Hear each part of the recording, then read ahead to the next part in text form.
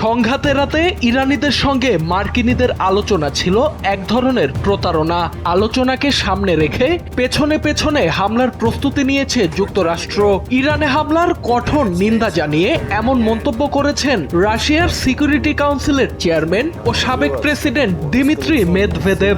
মার্কিন president Donald ট্রাম্পের কঠোর সমালোচনা করে তিনি বলেন, শান্তি স্থাপনকারী ট্রাম্প তার আসল চেহারা দেখিয়েছেন।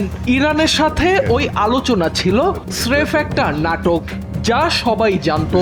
এখন শত্রুর পতন দেখার জন্য কার বেশি ধৈর্য আছে সেটাই দেখার বিষয়।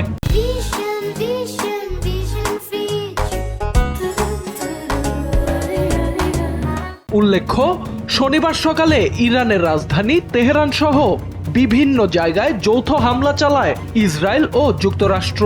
এই হামলার মাধ্যমে পবিত্র রমজান মাসে মধ্যপ্রাচ্যে শুরু হলো নতুন এক যুদ্ধ।